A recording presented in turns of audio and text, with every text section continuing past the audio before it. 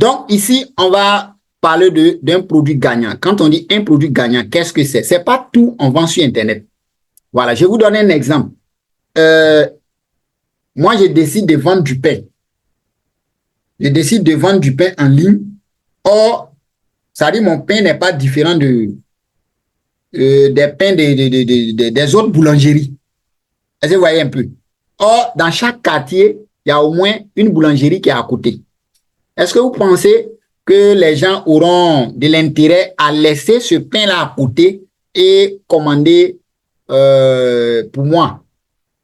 Sachant que peut-être ça peut prendre du temps même avant de venir, tout et tout. Est-ce que vous voyez? Donc, c'est un peu ça. Pour faire l'e-commerce, il faut trouver des produits gagnants. Ce n'est pas tout qu'on vend sur Internet. Voilà. Si je suis une entreprise et que je veux digitaliser mon activité, il y a cela à part. Ça n'a rien à voir avec je suis là et je décide de me lancer dans le e-commerce pour me faire de l'argent. Voilà, rapidement, c'est pas tout vous allez vendre. Il faut trouver un produit gagnant. Et c'est quoi un produit gagnant? C'est ce que nous allons voir.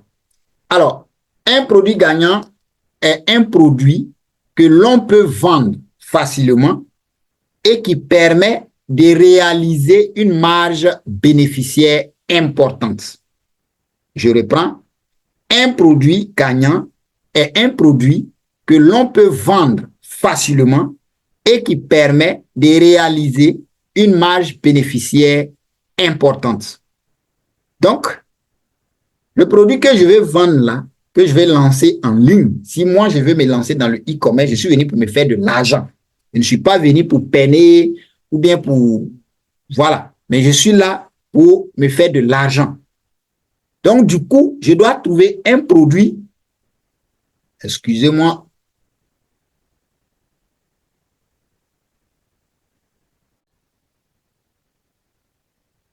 Voilà. Donc, un produit gagnant, c'est un produit que je peux vendre facilement, mais aussi qui va me permettre de réaliser une marge bénéficiaire importante. Voilà, je prends un exemple, je prends un produit à un prix, voilà, un prix comme ça, et je peux faire x2 ou bien x3, voire même souvent même x3 et demi. Est-ce que vous voyez? Quand c'est comme ça, c'est sûr que je peux m'en sortir rapidement. Donc ça, c'est ce qu'il faut retenir. Si je veux me lancer dans le e-commerce, il faut trouver un produit qui se vend facilement, mais qui permet de réaliser une marge bénéficiaire importante. Alors, nous allons voir les caractéristiques d'un produit gagnant. Le produit doit satisfaire un besoin réel. C'est-à-dire que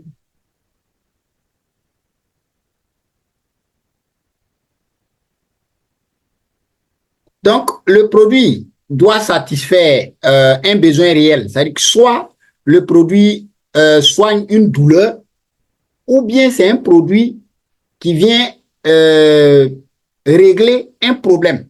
Voilà, je prends par exemple, je suis dans une ville où l'eau est polluée. Où l'eau est polluée, bon, c'est vrai, les gens utilisent l'eau de robinet, mais les gens trouvent que l'eau n'est pas trop potable. Et moi, je trouve, comment on appelle, un filtre qui va venir filtrer l'eau, que je propose comme une solution, mais qui n'existe pas. Est-ce que vous voyez? C'est sûr que quand une personne va utiliser, avec les témoignages et autres que je vais ajouter sur ma boutique, mais c'est sûr qu'il y aura plein de personnes qui vont courir derrière ce filtre-là. Donc, du coup, je vais gagner de l'argent. Donc, le produit doit satisfaire un besoin réel. Il doit être issu d'une niche rentable en Afrique. Bon, selon votre continent. Voilà, c'est pas parce que tel produit a résolu un problème aux États-Unis ou bien en Europe que les gens ont vraiment acheté ce produit à gogo, comme on le dit, que moi aussi je vais lancer ce même produit-là en Afrique. Non. Est-ce que, je prends par exemple en Europe, il y a des gens quand ils se lancent dans le e-commerce, ils aiment vendre tout ce qui est les trucs des animaux, des chats, des chiens et autres. Vous voyez? Mais je ne pense pas que si tu te lances dans ce système de vente-là ici, tu vas te faire de l'argent. Donc, il faut trouver le produit doit satisfaire un besoin réel et doit être ici d'une niche rentable en Afrique. Le produit doit être rare. Voilà. Le produit doit être rare, très rare. Donc, quand les gens vont, quand je vais lancer, parce qu'il y a des personnes, quand vous lancez votre produit en ligne, quand elles vont voir vos produits, elles vont laisser votre site et aller faire des recherches ou bien aller demander dans les magasins d'à côté. Vous voyez un peu. Donc, si elles ne trouvent pas, elles sont obligées de revenir chez vous. Donc, du coup, je vais me faire de l'argent. Donc, le produit doit être rare. Il doit faire l'effet waouh. Dès qu'on jette un coup d'œil dessus, on se dit waouh, il me faut ça. Soit c'est sa beauté, soit c'est, comment on appelle, le problème qu'il résout là, qui fait que la personne doit crier waouh. Si vous voyez. Donc, le produit doit avoir l'effet waouh. Il faut opter pour les produits moins chers, légers et peu encombrants, surtout dans les débuts. Voilà. Si tu n'as pas assez de fonds, tu ne peux pas déjà commencer avec des produits encombrants, des produits qui sont lourds, parce que quand tu vas vouloir faire venir, ça va te coûter cher. Bon, le lieu de stockage, tout et tout ça là, ça va devenir compliqué. Donc, voilà un peu les caractéristiques d'un produit gagnant. Donc, déjà, vous devez analyser ce que je m'apprêtais à lancer en ligne, à vendre. Est-ce que ça répond aux critères d'un produit gagnant? Si oui, lancez votre produit. Vous allez avoir beaucoup d'argent. Sinon, je ne peux pas vous dire de ne pas lancer, mais ne soyez pas étonnés que les gens n'achètent pas. Peut-être vous allez lancer, vous allez booster, il n'y a pas de retour. Bon, c'est parce que ça ne répond pas à ces critères-là. Donc, nous connaissons les critères d'un produit gagnant. Il faut maintenant, il faut savoir qu'il y a des stratégies, les critères dont je viens de citer là, il y a des stratégies pour les trouver. Voilà, il y a des stratégies qu'on utilise. Voilà. Mais ces stratégies-là ne feront pas partie de cette formation gratuite. Voilà, parce qu'il y a une formation complète que j'ai dénommée Ecom Pro qui est là. Tous ceux qui vont participer à cette formation-là vont découvrir ces stratégies, les outils. Il y a des outils même qu'on peut utiliser pour détecter des produits gagnants. Alors, si j'ai trouvé mon produit gagnant, je vais maintenant chercher là où est-ce que je peux l'avoir en quantité pour commander. Voilà. J'ai détecté le produit. Je sais que tel produit, si je le lance dans mon pays ou bien en Afrique ou bien là où je suis, ça peut marcher. Donc, je vais aller voir maintenant où est-ce que je peux avoir ce produit. Je peux trouver ce produit-là à moindre coût et en commander en quantité pour lancer mon e-commerce. Sachez qu'il y a plusieurs endroits. Voilà, il y a plusieurs endroits qu'on peut retrouver ces produits. Mais ici, nous allons nous focaliser sur un seul endroit, voilà, qui est Alibaba. Parce que on peut dire que c'est la plateforme connue par tous. C'est sur cette plateforme-là que beaucoup se passent. Moi-même, personnellement, c'est sur Alibaba que je commande mes articles. Donc, on va se concentrer sur Alibaba. Alors, comment commander maintenant sur la plateforme Alibaba sans se faire arnaquer? Je vous invite à vraiment rester concentré. Voilà, à rester concentré parce que ici, là, tu fais une erreur, ton argent est parti. Tu perds ton argent. Voilà. Et vous devez comprendre que Alibaba, c'est une grosse plateforme où il y a plein d'arnaqueurs. Plein. Donc, il faut faire attention à ce qui sera dit parce que après cette formation, vous pourrez déjà passer vos commandes et recevoir vos colis sans problème. Après cette formation. Et vraiment, c'est C'est quelque chose que j'ai voulu donner gratuitement et je ne souhaiterais pas que quelqu'un lance, comment on appelle, sa commande et m'appelle après me dit non, j'ai perdu mon argent, c'est pas intéressant. Donc, suivez bien et ce qui sera dit, appliquez cela correctement. Vous allez voir que vous allez recevoir vos produits, vos colis sans problème. Alors, pour commencer, pour passer une commande sur Alibaba, la première des choses, il faut trouver un bon transitaire. Parce que c'est votre transitaire qui va vous fournir l'adresse comment je peux dire ça, d'un entrepôt, voilà, au niveau de la Chine, où les fournisseurs vont aller livrer vos colis pour faire venir. Donc, il vous faut d'abord un bon transitaire.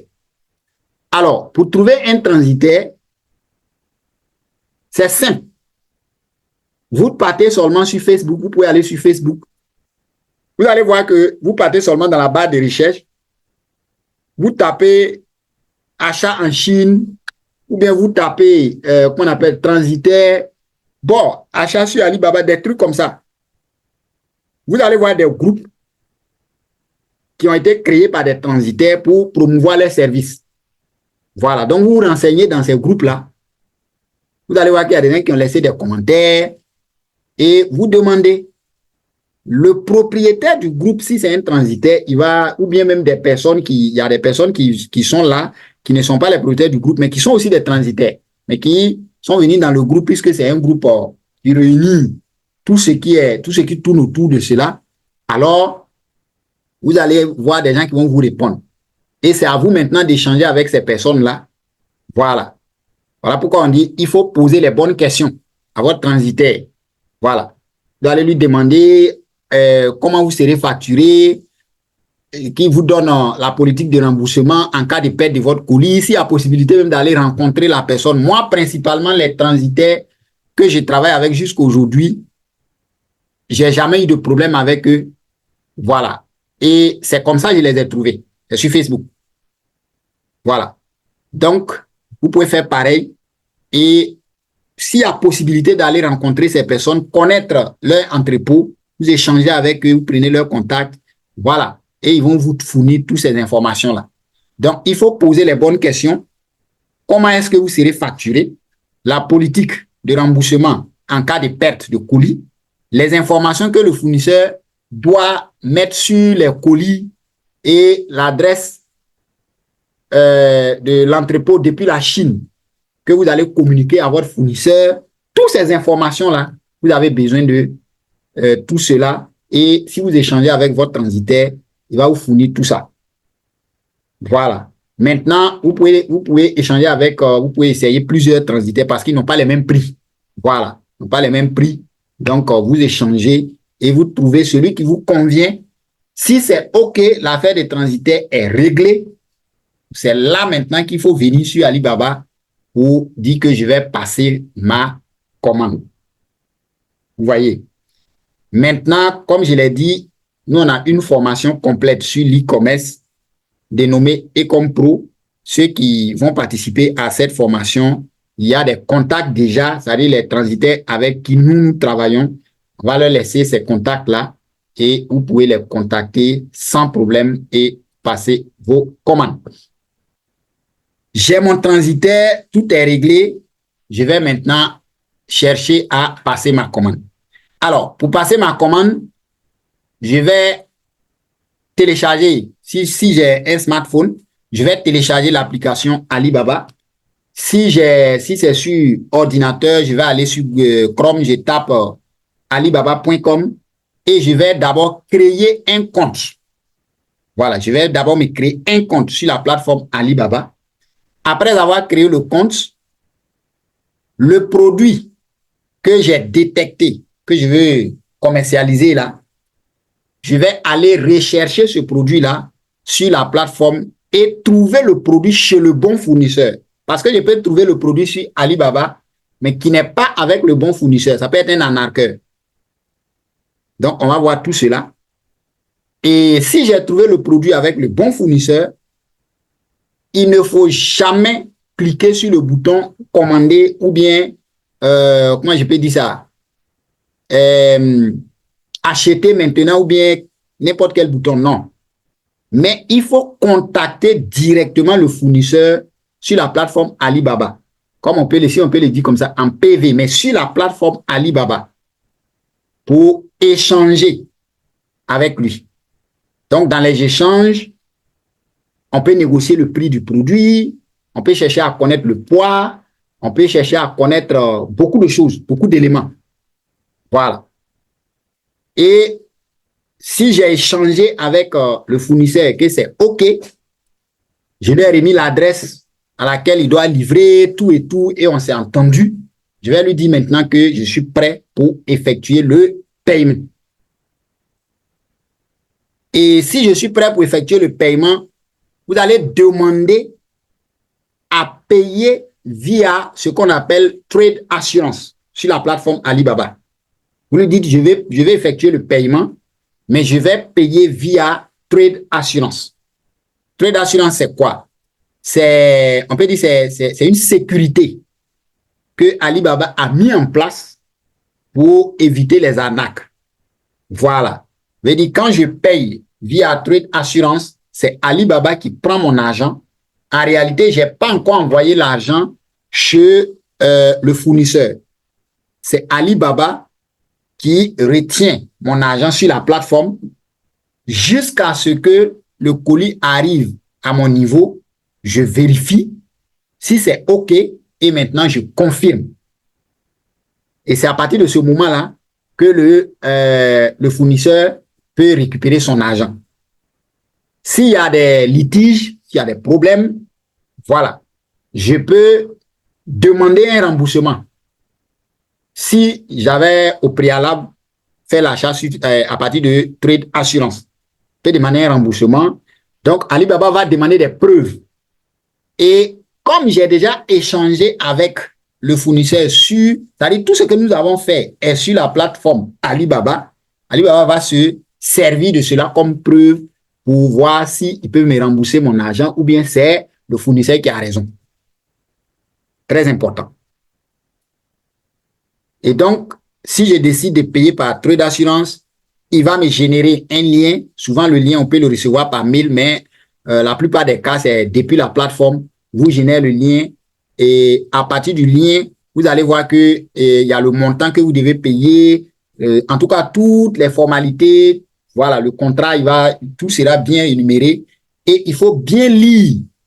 Voilà, le contrat de la commande, il faut bien lire et avant de valider le paiement. C'est en ce moment où vous allez utiliser votre carte Visa, voilà, ou Mastercard et vous allez effectuer le paiement. Et quand vous effectuez le paiement, vous allez demander au fournisseur de vous envoyer des images ou des vidéos du colis. Quand il va emballer, là, quand il va finir d'emballer tout et tout pour pouvoir faire venir pour aller expédier à l'adresse que vous lui avez fournie, il doit d'abord vous envoyer des photos, voilà, des images ou bien des vidéos. Ça dépend de ce que votre fournisseur, votre transitaire va demander. Il y a des transitaires qui demandent des vidéos, il y a des transitaires qui demandent seulement que des images. Voilà, mais moi, je préfère que ça soit des vidéos. Voilà, là au moins, tu sais que c'est ton colis qui est là et toutes les informations qu'il a collées dessus doivent être lisibles. Si vous n'avez pas ces images ou ces vidéos, vous pouvez perdre votre colis, même si ça arrive chez vous, au niveau de votre transitaire, vous pouvez perdre votre colis.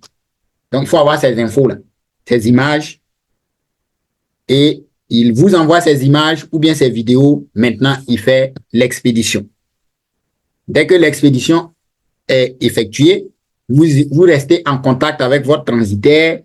Il va vous envoyer le numéro de suivi du colis. Voilà, vous demandez le numéro de suivi du colis.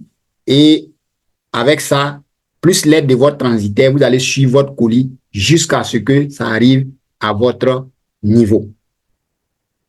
Je rappelle, ne sortez jamais d'Alibaba pour effectuer un paiement ou bien pour échanger avec un fournisseur.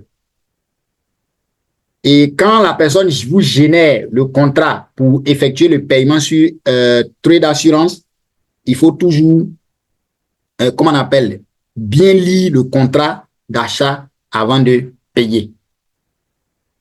Voilà. Donc, voilà comment est-ce qu'on passe une commande. Mais la question qu'on va se poser, mais comment savoir que tel ou tel est un bon fournisseur ou bien c'est un arnaqueur? Donc, comment trouver un bon fournisseur sur Alibaba? Alors, pour trouver un bon fournisseur sur Alibaba, vous devez prendre soin de vérifier ces éléments-là.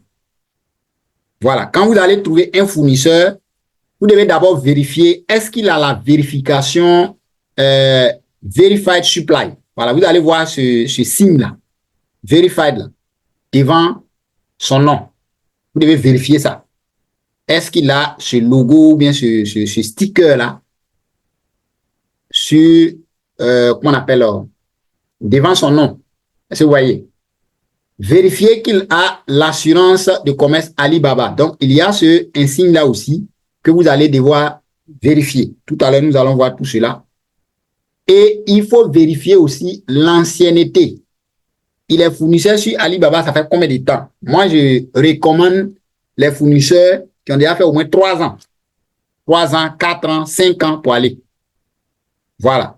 Des gens, ils ont duré, ils ont la vérification Verified Supply, ils ont déjà trait d'assurance et ils ont duré, c'est bon. Maintenant, il reste à vérifier les avis clients, les gens qui ont déjà passé des commandes avec eux. Quels sont leurs avis? Voilà. Les taux de livraison. Sur 100 produits commandés, il y a eu combien qui ont été livrés? Souvent, vous allez voir 98%, 99%, souvent aussi 100%. Voilà. Moi, je recommande de rester entre 97 et 100%.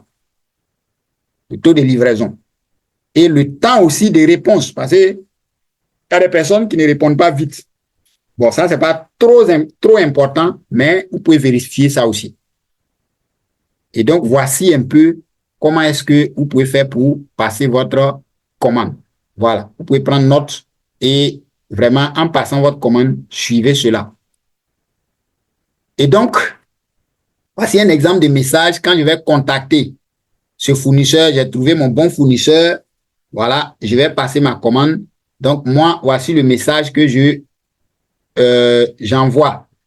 Dès que je le contacte, bonjour, moi c'est Yabré, je suis intéressé par vos produits, par votre produit, je voudrais le revendre en gros dans mon pays, la Côte d'Ivoire, pour tester déjà un premier partenariat avec vous.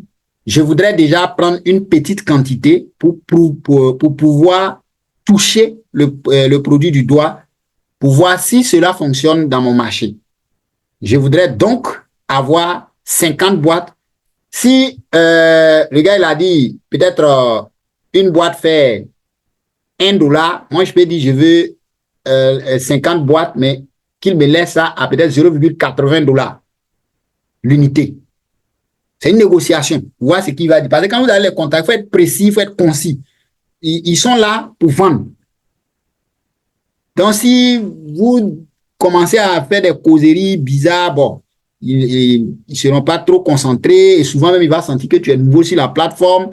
Bon, il peut même faire des choses qui n'est pas bon. Donc, il faut être précis. Et donc, je voudrais donc avoir 50 boîtes à $0,80 l'unité. Automatiquement, il va répondre. Bon, souvent, chez nous, ici, c'est à partir de 23h, minuit comme ça, que moi, je commence à échanger parce qu'en ce moment, on va trouver que là-bas, il est 8h, 8h, 9h. Voilà. Donc, les réponses sont souvent automatiques. Mais si vous écrivez dans la journée, vous allez voir que là-bas, il fait nuit. Donc, il va falloir attendre jusqu'à 1h du matin là-bas pour vous répondre. Vous voyez, donc c'est à vous de voir. Donc, dès qu'il me répond, il va souvent quand il répond, il va te dire, bon, merci, voilà le produit, voilà, tant, mais les 50 boîtes, voici le prix. Et automatiquement, il enchaîne en te demandant, est-ce que tu as une adresse au niveau de la Chine? Étant donné que j'ai déjà échangé avec mon transitaire, j'ai tous ces infos, donc, je vais répondre. Je voudrais avoir le prix total des 50 boîtes accompagné du poids complet que cela fera. Pourquoi le poids? Parce que souvent, si je dois faire venir les produits par bateau, c'est en fonction du, comment on appelle, par avion, c'est en fonction du poids qu'on va me facturer. Mais si c'est en bateau, c'est en fonction du volume, du mètre cube, voilà, de mon colis qu'on va me facturer, qu'on appelle ici le CBM. Donc, je voudrais, comment on appelle, avoir le prix total des 50 boîtes accompagné du poids complet que cela fera. J'ai mon agent en Chine là-bas et j'aimerais qu'il récupère pour venir me livrer. Voici son adresse. Donc, je laisse l'adresse. C'est en fonction de l'adresse, souvent, il vous donne le prix aussi. Parce que si là où il doit aller livrer un peu éloigné, il peut calculer tout ça pour mettre dessus. Donc, il va forcément vous demander l'adresse. Et souvent, il va vous dire, bon, la livraison est gratuite. Bon, tout ça là, c'est des stratégies de marketing. Donc, on va voir tout cela de façon pratique sur Alibaba.